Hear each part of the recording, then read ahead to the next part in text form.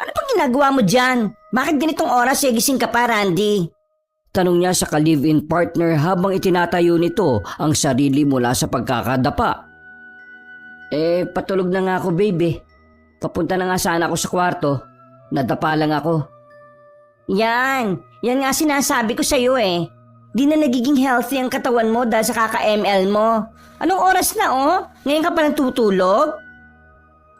Ano ba yan? Ang aga-aga naman kang manermon. Patutulugin mo ba ako sa sermon? Ay, hindi naman ako magpupuyat kapag may trabaho kinabukasan eh. Nagkataong rest day bukas kaya pwedeng magpuyat. Ngayon, matutulog ako. Ayoko ng istorbo. Parang sa akin kapag galit ngayon. Ako na nga lang itong nag-aalala sa kalusugan mo eh. Kung alam ko lang na magpupuyat ka sa kaka-cellphone, di na kita binili niyan. Mabuti nga sa laro ako na adik hindi sa babae, no? Gusto mo ba magpalit ako ng kaka-adikan? Tumaas na ang boses ni Randy dahil umakyat na sa ulo niya ang inis. Pagkasabi noon ay padabog siyang pumasok sa kwarto at galit na iminagsak ang pinto pagkapasok.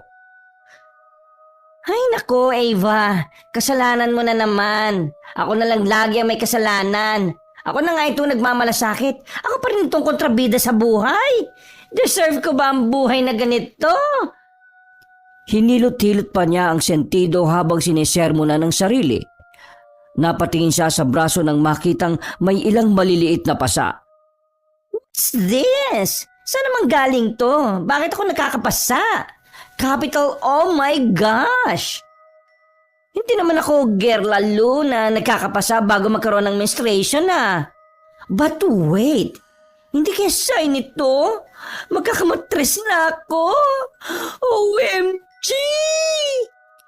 Binatukan niya ang sarili dahil sa kalokohang pag-iilusyon. Ay nako, sige Ava, ilusyon pa more. Ano naman magkakaroon ng matres ang isang bakla? Ano to? Natulog ang may granada pagkagising? Wala! I'm a woman ganon? Bagya siyang natigilan at malalim na nag-isip kung paano siya nagkaroon ng mga pasa sa braso. Dali-dali siyang humarap sa malaking salamin sa sala at tiningnan ang sarili sa refleksyon. Hinubad niya ang pangitaas na damit at napamulagad siya nang makitang may mga pasa rin siya sa katawan. Ano to? Bakit ang dami kong pasa? Isip siya ng isip kung saan siya nabangga. Hindi naman ako nahulog o nahulugan. May sakit na kaya ako? Oh no, Ava. Huwag kang mag-overthink. Mawawala rin yan, no? It's a sign of aging. Oh my goodness. Nasa early 30s pa lang ako Papa G, pinapatanda mo naman ako agad eh. Huwag naman ganon. Paano na si my loves ko kapag nalaman niyang magme-menopause na pala ako? Nako, Chuck, ipagpapalit niya ako sa mahadera at makakating babae. Ay, grabe naman Ang bilis ko namang tumanda. Sinampal-sampal na lang niya ang sarili para matauhan. Hindi, allergy lang ito. Tama, nakakain kasi ako ng malamig na hotdog nung nakaraang araw eh. Bumalik siya sa kusina para magluto na lang ng pagkain at magtimpla ng kape. 5:00 na ng umaga, nag-almusal siyang mag-isa dahil Chuck magagalit ang kanyang jowa kapag inistorbo sa pagtulog. Pagkatapos mag-almusal ay tiniyak niyang hindi kakainin ng alaga niyang pusa ang pagkain na niluto niya para kay Randy. Habang nagliligpit, naglambing sa kanya ang alagang si Mimi. Panay ang kiskis ng katawan nito sa kanyang binti. Uy, wait lang baby. Ipaghahanda kita na makakain ha. Hindi na muna kita isasama sa salon ngayon kasi masama talaga ang pakiramdam ni Fur Mommy. Iiwanan na lang kita ng foods at tubig ha. Huwag mong istorbohin sa pagtulog ang daddy mo dahil kapag uminit ang ulo niya sa itaas, nako, uuwi na naman ako mamaya na nasa labas ka ng bahay. Dahil pa nun ang may period kapag nabwisit. Kaya tayo na lang ang mag-a-adjust, okay? Pagkatapos maglikpit sa kusina ay inasikaso naman niya ang alagang pusa. Pagkatapos ay naligo na. Pagkalabas sa banyo ay dumiretso siya sa kwarto para magbihis. Muli niyang tiningnan ang sarili sa malaking salamin ng tukador. Umikot-ikot pa siya at bigla-bigla dahil hanggang sa likod niya ay puro pasa. Ay, ano ba ito? Sumpa? Sino naman ang nagbigay sa akin ng ganitong sumpa? Masyadong inggit sa akin beauty ang may kagagawan nito. Ay nako, humanda ka lang. Lagot ka talaga sa akin kung sino ka man. Balot na balot ang kanyang katawan nang pumunta sa kanyang beauty salon. Oh my gosh, Frenny! Anong meron? Bungad sa kanya ng kaibigang bakla na si Myla. Paano ang gulat mo, friend? Grabe ang reaction, ha? Sino ba naman kasi ang hindi magugulat?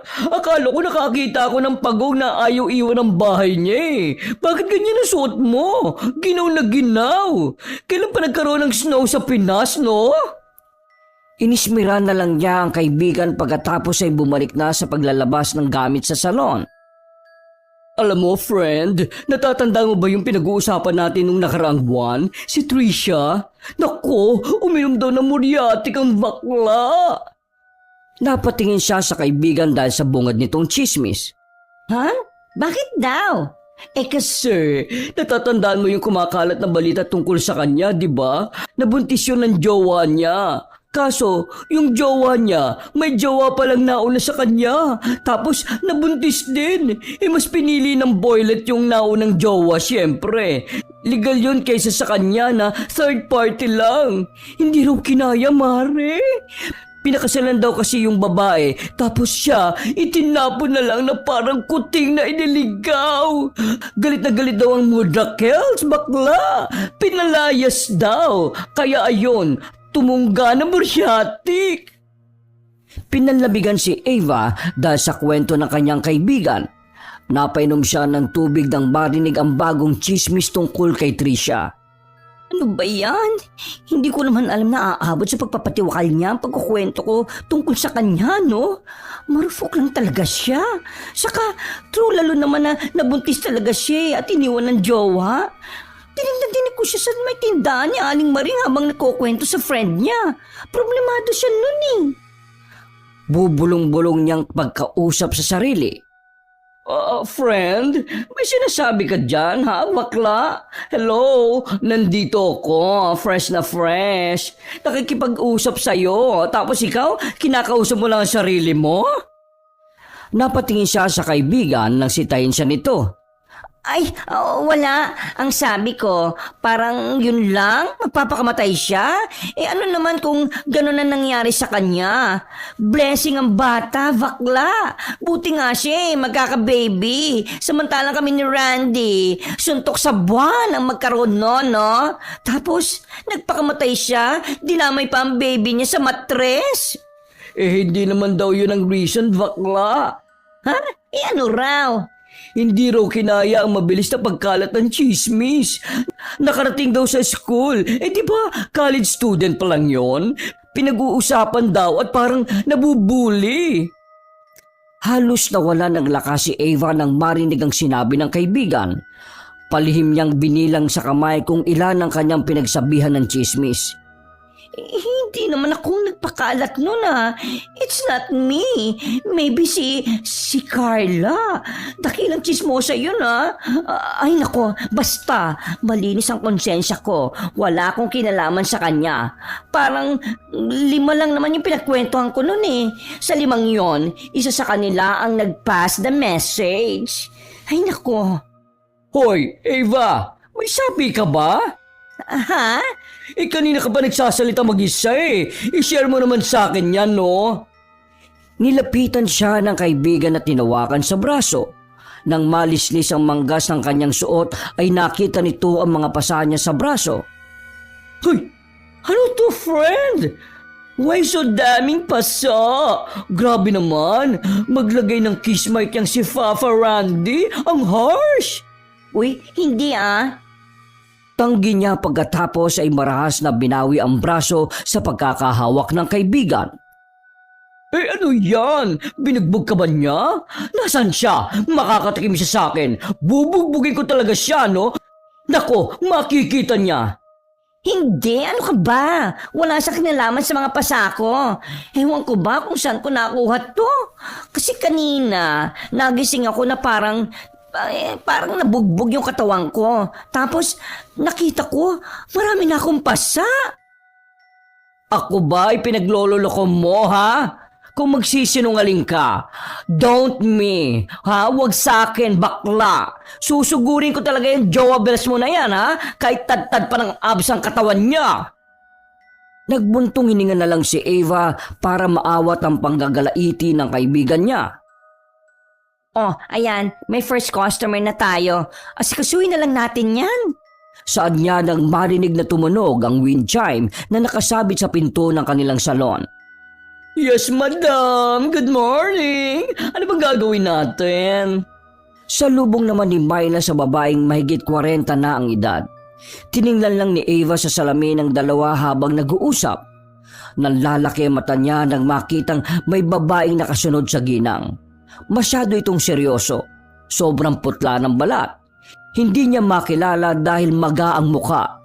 Nang lingunin niya ito, nanlaki ang kanyang mata dahil bigla itong nawala. Ibinalik niya ang tingin sa salamin pero hindi na niya ito nakita. Sa sobrang kaba niya ay nagpasya siyang pumunta sa banyo. Pagdaan niya sa kaibigan ay bigla itong hinawakan ng kanyang braso.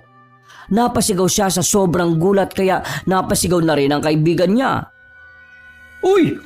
Nangyayari sa'yo? Pati tuloy ako nahahawa! Angal ng kaibigan niya. Bakit naman kasi nangahawak kay, no? Ginulat mo ako. Pupunta lang ako ng banyo. Kaya mo na yan.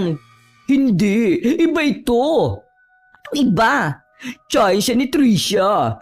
Tinatanong niya kung nagme-makeup daw tayo ng dead people. Ha? Bulalas niya pagkatapos ay tiningnan ng ginang. Pasensya na, Ineng, ha. Ito kasi yung tinuro sa akin, eh. Magaling daw kasi kayong mag-makeup. Baka sakaling mapaganda niyo ang pamangking ko. Paano kasi? Magang-maga ang mukha niya. Kahit sa makeup lang sana ay maayos sanang tingnan. Pinanlamigan si Eva na parang binuhusan na nagyayelong tubig nang marinig ang sinabi ng ginang. Hindi niya ito nasagot. Dali-dali siyang nagpunta ng banyo. Pilit niyang pinapakalma ang sarili pero hindi niya makontrol ang malakas na kabog ng dibdib. Maya-maya ay nakarinig siya ng pagkatok ng pinto. Sandali lang. Kahit sinabihan na niya ito, ay katok pa rin ang katok ang nasa labas. Sabi ng sandali lang, eh. Inayos muna niya ang sarili pagkatapos ay binuksan na ang pinto. Napasigaw siya ng malakas nang makita ang babaeng nakita niya sa salamin. Bigla niyang isinara ang pinto at nilak pa ito. Maya-maya ay may kumutok uli, mabibilis at malalakas. Ayoko na! Iwan mo na ako! Sigaw niya. Uy, Beshi! Bakit ka ba sumisigaw dyan? Ano bang nangyayari sa iyo, ha? Nag-aalalang tanong sa kanya ni Myla. Bagya siyang napakalma nang marinig ang kaibigan. Binuksan niya uli ang pinto pero pagbukas niya, yung babae sa salamin ang nakita. Hinimatay siya dahil sa takot. Nagising siya nang may dumadamping kamay sa pisngi niya. Nagsisisigaw siyang napadilat. Uy, Beshi! Ako lang ito! Relax ka nga lang! Bigla kang hinimatay kanina sa banyo eh! Ano ba nangyayari sa'yo? Multo! Nakakita ko ng multo! Hello? Ay nako! Palagay ko nalipasan ka lang ng gutom, no? Magpahinga ka muna, ha? Kaya ko naman dito sa salon Okay lang ako. Mabuti pa umuwi ka na lang muna. Tatawagan ko si Fafa Randy para sunduin ka, ha? Ha? Hindi na. Kaya ko namang umuwi ng mag-isa, eh. Sigurado ka? Tinanguan niya ang tanong ng kaibigan. Tumayo siya at kinuha ang bag sa kadali-daling lumabas ng salon.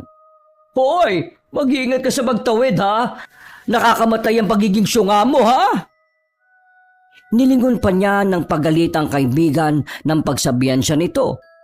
Napatingin siya sa kalsada. Naghihintay siya ng tiyempo para makatawid. Naramdaman niyang may tumabi sa kanyang likuran.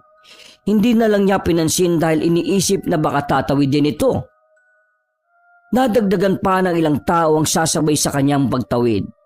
Nang wala ng sasakyan, tumawid na siya kasabay ng iba. Napatingin siya sa paa niya dahil napansin niyang tsinelas sa salon ang kanyang suot.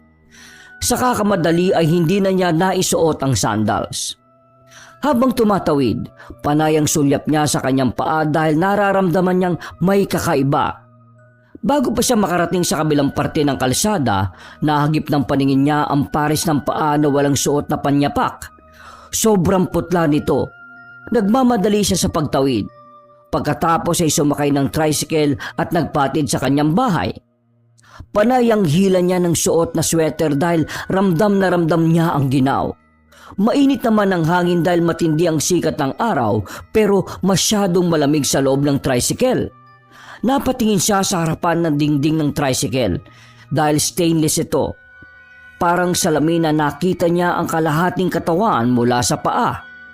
Lalo siyang binalot ng takot nang makitang katabi niya ang paang nakita niyang sumabay sa kanyang pagtawid. Ilang minuto lang ay huminto sa tapat ng bahay niya ang tricycle. Ilang beses siyang tinatawag ng driver pero hindi niya napapansin dahil sa pagkatulala. Nang gulatin siya nito sa kalang natauhan.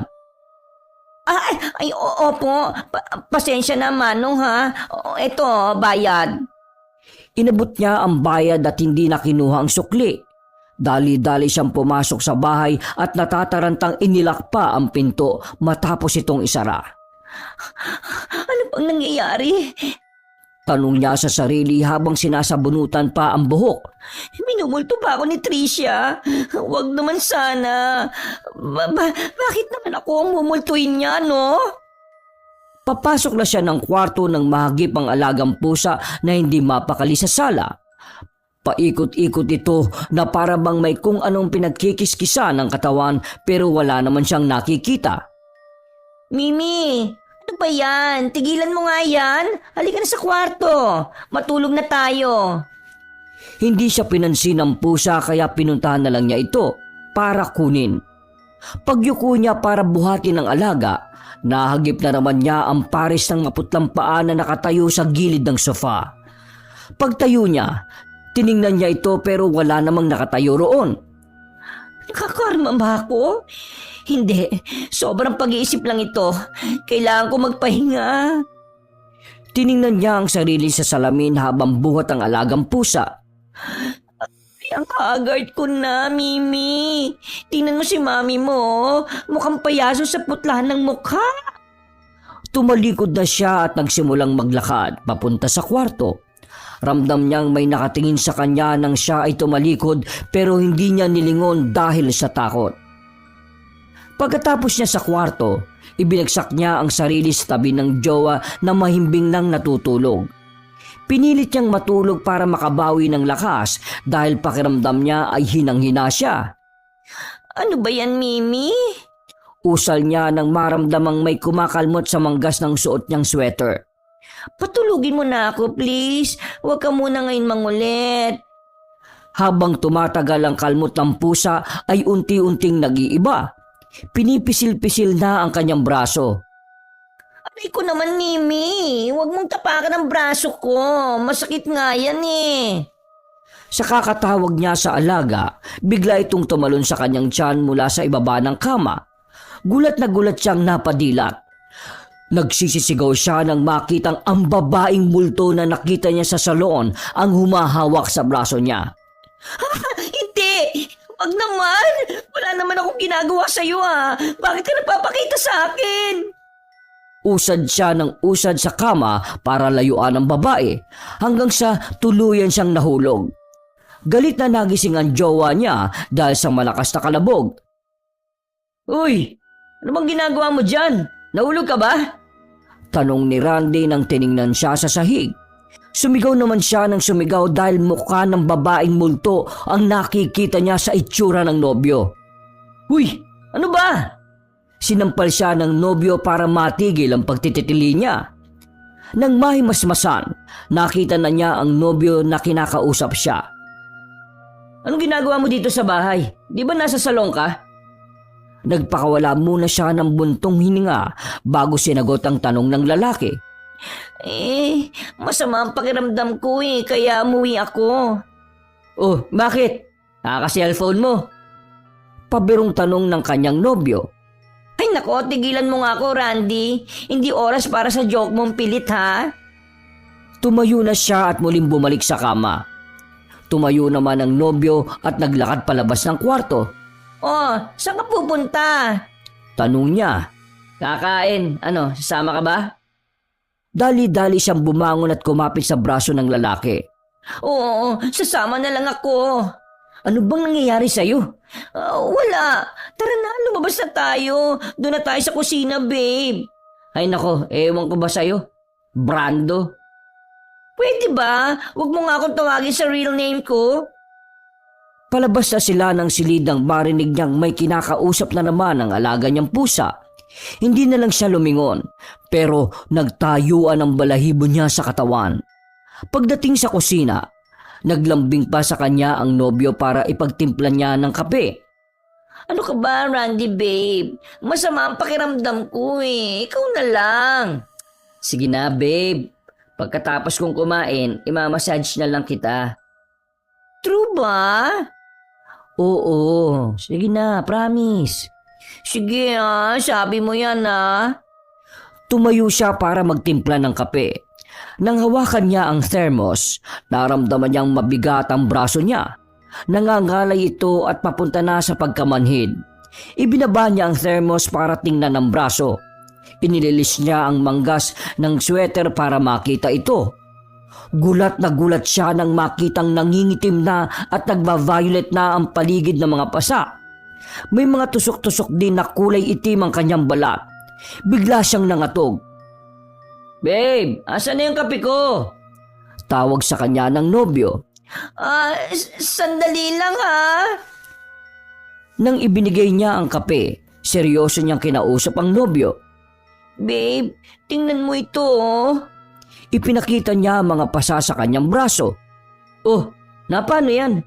Hindi ko nga alam eh. Kanina paggising ko, nandyan na yan. Wala naman yan kahapon. Alam mo, kakachismis mo yan. Pwede ba? Galit niyang saway kay Randy. Tinawanan lang siya nito. Defensive masyado. Alam na alam ang gawain. Ikaw kaya ang number 1 chismosa dito sa atin. Dami nga palaging chismis pag uwi mo eh. Dapat talaga, isara mo na yung salon mo. Puntahan ng mga chismosa yan eh.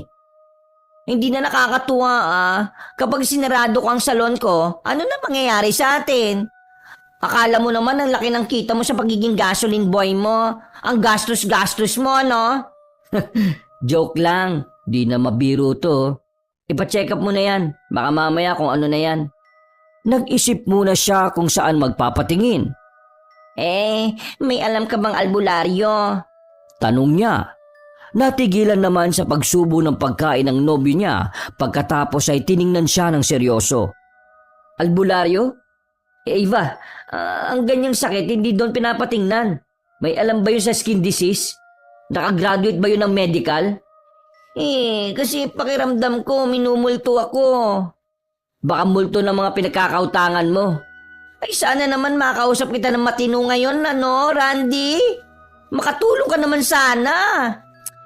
Hindi na ako nakakatulong? O sige, bahala ka sa buhay mo. Padabog na inilapag ni Randy ang tasa ng kape sa lamesa. Ano? Magsusumbatan ba? Galit naman niyang sagot. Sama mo na kasi ako sa albularyo, no? Kapag sinabi niyang hindi niya magagamot, di magpapadoktor ako. Sige na. Tapusin ko lang tong kinakain ko tapos maliligo na ako. Thank you, babe. I love you.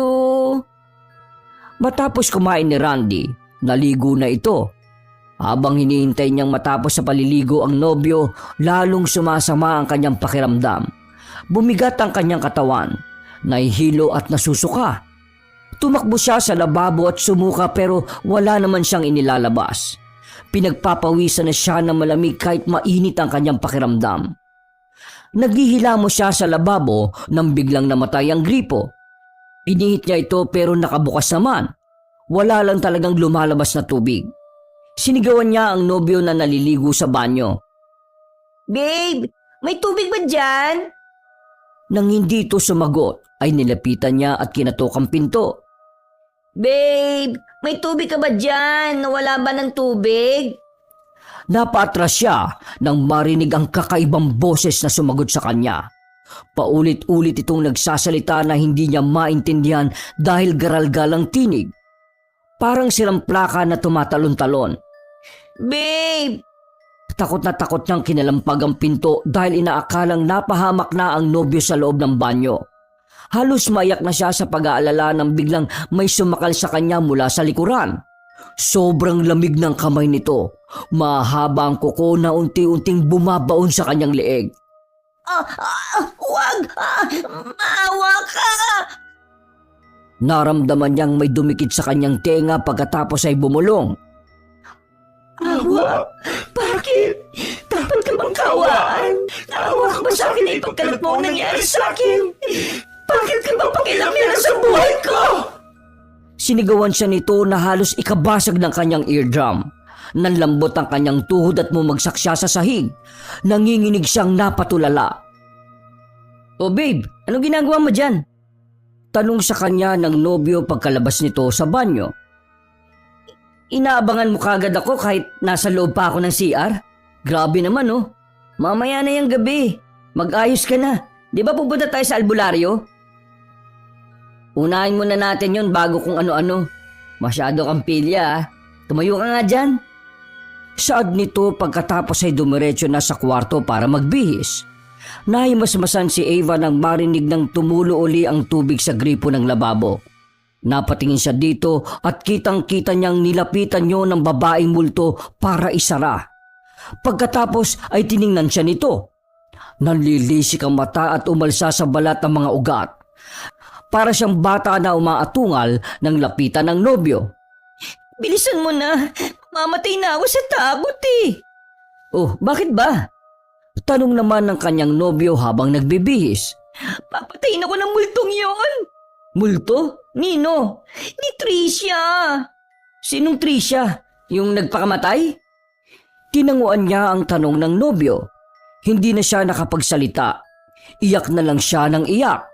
Anong kinalaman mo sa pagpapakamatay niya? May kinalaman ka ba doon? Umiling siya ng umiling. Tiningnan din ni Randy ang kanyang leeg. "Oh, ano yung mga pasa mo dyan? Bakit may pasa ka dyan sa leg mo? Ano ba kasing nangyayari?" Hindi ko nga alam eh. Bilisan mo na. "Diyos ko, Ava ha? Ano ba nagagawa mo?" Dali-dali nang nagbihis si Randy pagkatapos ay inaya na siyang umalis. "Oh, tara na. Bakit hindi ka ba tumatayo dyan sa pagkakaupo mo sa kama?" Nangihina ako eh. Parang wala akong lakas. Tulungan mo akong tumayo, please. Kaagad naman siyang inalalaya ng lalaki palabas ng bahay. "Kaya mo bang umangkas sa motor?" Tanong ni Randy sa kanya. Hindi, nalalambot ako. "O sige, mag-tricycle na lang tayo. Hintayin mo lang ako dyan ha. Tatawagin ko si Tatay Pabling. Sana nasa pilahan siya." Sige. Ilang minuto bago bumalik si Randy sakay ng tricycle. Inalalayan siya nito para makasakay. Wala na siyang naiintindihan sa nangyayari. Para siyang nabibingi at nalalabo na rin ang paningin. Parang gusto nang tumumba ng katawan niyang pinipilit na lang niyang lumaban. Huminto ang tricycle sa isang bahay na nasa gilid ng bukid. "O tara na, baba na." Utos sa kanya ng nobyo. Pilit niyang inaaninag ang paligid pero para siyang lasing. Kada galaw ng paa niya ay gusto niyang tumumba dahil tila umuuga ang lupa. Napapakapit siya ng maigpit sa nobyo habang naglalakad silang palapit sa bahay ng albularyo. Anong nangyari sa kanya? Bakit ganyan na itsura niya? Tanong sa kanila ng matandang babae. Hindi ko alam, Nana Miling. Basta, nagpasama ho siya sa inyo. Masama raw yung pakiramdam niya oo nga. Sasama talaga ang pakiramdam niya. Ang daming kamay na humahawak sa kanya Kunting-kunti na lang magiging puppet na siya. "Ho?" Nagtatakang tanong ni Randy sa sinabi ng babaeng albularyo. Sige. Ipasok mo na siya dito sa loob. Pagkapasok nila ay pinaupo siya ni Randy sa upuan sa sala. Agad siyang tinanong ng albularyo kung may sinalbahe itong tao. Po, wala naman po akong matandaan. Sagot niya. Matindi ang galit niya sa iyo. Pinapatay ka niya ng unti-unti. Matagal ka na bang nakakaramdam ng kakaiba? Nag-isip muna si Eva ng isasagot nang biglang nakarinig na naman siya ng matinis na ingay na tila binabasag ang kanyang eardrum. Tinakpan niya ang tenga gamit ang palad niya habang sumisigaw siya sa sakit. Biglang tinapik na matanda ang kanyang tenga at nakaramdam siya ng kaginhawaan. Talagang ayaw kanyang gumaling kasi hindi niya papayagang marinig mo ang sinasabi ko. Kailangan mong isipin ang ginawa mong mali at kung kanino. Ang kailangan mo lang gawin ay humingi ng tawad sa kanila para gumaling ka. Kailangan mo makuha ang kapatawaran nila. Saad ng matanda. Kailan ka ba sinasalbahe?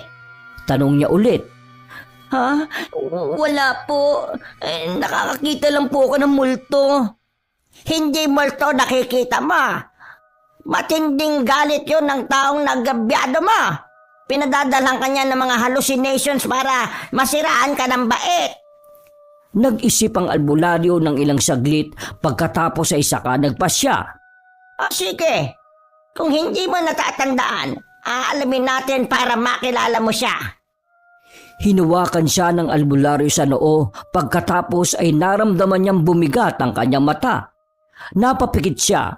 Maya-maya ay naramdaman niyang para siyang hinahatak palabas ng kanyang katawan. Napadilat siya at gulat na gulat siyang nakita ang sarili na nakaupo sa upuan. Ay, paano nangyari yon? Hala, patay na ba ako? Iniwan ko na ang katawang lupa ko. Nakita niyang nakakulong ang kanyang kaluluwa sa bilog na tila ay ginuhit sa sahig. Sinubukan niyang umalis pero hindi niya magawa. Para siyang kinukuryente kapag tinatangka niyang lumabas sa bilog. Nanatili lang siya doon at pinanood ang ginagawa ng matandang babae. Nakita niyang kinakausap ng albularyo ang nasa katawan niya. Hala, meron nasa loob ng katawan ko? Abay, sino yan? Hindi ako yan. Sigaw niya pero walang nakakarinig sa kanya. Sino ka? Bakit mo sinasalbahe ang taong ito? Tanong ng albularyo sa nakasapi sa kanyang katawan. Matalim na titig lang ang isinagot ng nakasapi. Nakikinig naman ng husto si Eva dahil gusto niya ring malaman kung sino ang sumasalbay sa kanya. Ayaw mong magsalita, Galit na sabi ng albularyo. Idinikit nito ang isang palito ng posporo sa ibabaw ng kamay ni Eva. Sumigaw sa sakit ang nakasapi. Paulit-ulit siyang sinasaktan ng albularyo hanggang sa umami na. Dahil sa kanya, nagpakamatay ang anak ko. Dahil sa mga pinagkalat niyang chismis, nasira ang buhay ng anak ko. Sigaw ng nakasapi sa kanyang katawan. Napaiyak si Eva nang marinig ang sinabi ng ina ni Tricia. Dahil lang doon kaya nagagawa mo siyang saktan. Baka naman may pagkukulang ka rin sa pagkamatay ng anak mo. Natigilan ang babaeng nakasapi sa katawan ni Eva. Napaisip ito sa tanong ng albularyo. Pareho lang kayong may kasalanan. Kailangan niyong tanggapin yon. Magkapatawaran kayo. Sa ginawa mo, lalong hindi matatahimik ang anak mo. Kinagamit mo pa ang imahe niya para manakot. Alisin mo na ang sumpa mo sa baklang ito. Ayoko. Dapat lang sa kanyang mamatay. Kagaya na nangyari sa anak ko. Papatayin din kita niyan. Para sama-sama na kayo. Anang albularyo. Nandyan lang siya sa paligid. Hihingi siya ng tawad sa iyo pati sa anak mo. Magkapatawaran na lang kayo kaysa naman nagagantihan kayo. Sumabat na si Eva sa usapan ng dalawa. Umiiyak siyang humingi ng tawad sa ina ni Tricia. Aling alam ko pong malaki ang pagkakamali ko. Patawarin niyo po ako. Pero hindi ko naman intensyon na mamatay si Tricia Hindi ko rin naman alam na kakalat yung narinig ko nang sabihin ko yun sa iba. Sorry na po talaga, please. Hindi ko na po uulitin. Hindi na may babalik ang buhay ng anak ko. Umiiyak na sabi ng ginang. Pero makakaya ba ng konsyensya mo na mamatay ang baklang ito sa kamay mo? Parang dalawa na ang pinatay mo niyan. Nahihirapan ang anak mo ngayon. Hindi matahimik ang kaluluwa niya. Pag-alagala lang siya at hindi alam kung saan pupunta. Imbis na manahimik na siya, ginugulo mo pa. Muling umiyak ang ginang. Ang anak ko, akala ko magiging masaya siya kapag pinahirapan ko ang dahilan kung bakit siya nagpakamatay. Hindi naman yata ito ang dahilan ng pagpapakamatay niya. Kundi ang sitwasyon niyang ikinakahiyaan niya. Kausapin mo na lang anak mo para maging maayos na kayo. Baka namang mabuti ka mang kukulam. Hindi ka naman nananakit ng kapwa. Ngayon pa lang. Kaya ayan, kausapin mo ang kaluluwa ng anak mo at maintindihan ka niya. Tumangutango na ang ginang sa mga sinabi ng albularyo. Napangiti naman si Eva dahil napaliwanagan ng babae. Iwan mo lang katawang ito. Pero alisin mo muna ang mga kamay na nakahawak sa katawan niya. Pagalingin mo na rin ang mga pasa niya dahil sa mahigpit mong pagkakahawak. Utos ng albularyo. Hindi na umalma ang babaeng mangkukulam. Sinunod na lang niya ang sinabi ng albularyo. Pagkatapos ay iniwan na rin ang katawan ni Eva. Nakaramdam naman ng malakas na hangin si Eva na tila tinatangay siya pabalik sa kanyang katawan. Napapikit siya dahil sa lakas ng hangin. Nang dumilat siya, nakabalik na siya sa sariling katawan. Chismosa ka pala eh, kaya nagalit sa'yo yung mangkukulam. Bungad sa kanya ng albularyo. Napayuko na lang siya. Hindi na siya nakaimik. Magbagong buhay ka na ha. Baka sa susunod makatsyempo ka ng walang puso at tuluyang kang patayin. Ay, salamat po. Nahihiyang sabi ni Eva. Huwag ka sa akin magpasalamat. Doon ka sa gumawa sa'yo niyan. Napatingin ng seryoso si Eva sa albularyo. Kung natatakot ka sa kanya, puntahan mo na lang ang puntod ng anak niya. Magdala ka ng alay tapos humingi ka ng tawad. Tiningnan ni Eva ang kanyang braso. Naroon pa rin ang mga pasa. Hindi pa rin po nawawala, oh. Siya ang mag-aalis niyan. Mabuting mangkukulam yon. Alam kong tatanggalin niya yan. Kailangan lang niya magsagawa ng ritual para tuluyan na yang gumaling. Pero hindi ka na niya padadalhan ng mga hallucinations. Paano po kapag hindi niya inalis ang mga pasa ko? Nagbuntong hininga muna ang albularyo bago siya sagutin. Wala kang tiwala sa kanya. Kagaya niya, wala rin siyang tiwala sa'yo. Pero kung magtitiwala ka, tatanggalin niya yan. Matapos silang mag-usap, umuwi na sina Eva at Randy. Takot pa rin at nagdadalawang isip si Eva kung talagang pagagalingin siya ng ina ni Tricia. Sabi ko sa iyo tigil-tigilan mo na kasi yung kakachismis mo. Tingnan mo, napahama ka na. Sermon sa kanya ng nobyo. Oo na, pagalitan mo pa ba ako? Hinintay ni Eva na mailibing si Tricia. Pagkatapos ay palihim siyang pumunta sa puntod nito kasama ang nobyo para magdala ng alay at humingi ng tawad. Tricia, sorry na ha. Hindi ko naman sinasadya eh. Sana mapatawad mo ko. Sorry dahil sa akin, nandyan ka na. Hindi ko alam na hindi ka pala ganun katatag. Sorry talaga ha. Hindi na ako ulit, promise. Patatahimikin ko na yung dila ko kahit pa may mga chismis akong naririnig. Habang kinakausap ni Eva si Tricia, nakarinig siya ng boses na sumasabay sa hangin. Para siyang binubulungan pero hindi naman niya naiintindihan ang sinasabi. Hinagilap niya ng tingin ang paligid. Nakita niyang may babaeng nakakubli sa puno at palihim na sumisilip. Nakaramdam siya ng kilabot. Inaya na niyang umuwi ang nobyo dahil natatakot siyang baka mapahamak ulit. Matapos ang ilang araw, unti-unting napansin ni Eva na nawawala na ang mga pasa niya sa balat. Ay, salamat naman. Napatawad na nila ako. Umiiyak siyang sabi. Salamat, Tricia. Saka sa nanay mo. Salamat din. Salamat pinatawad niyo ako. Nang bumalik na siya sa salon, ibinalita sa kanya ni Myla na matapos ilibing si Tricia, lumipat na rin ang tirahan ng pamilya nito. Alam mo, Beshi, stop na natin ang pagkukwento sa buhay na may buhay ha. Focus na lang tayo sa buhay natin at kung paano mapapalago ang business natin to. Pangaral niya sa kaibigan. Wow! Sa'yo talaga nang galing, Beshi? Sinamaan niya ng tingin ng kaibigan. Sabi ko nga, di ba? Focus na tayo sa new life. Basta maging happy lang tayo. Basta mula ngayon, sasawayin na natin mga pupunta dito na magdadala lang ng chismis. Utos pa niya. Yes, madam. Pabiro namang tugon ng kaibigan pero naintindihan naman ito ang ibig niyang sabihin.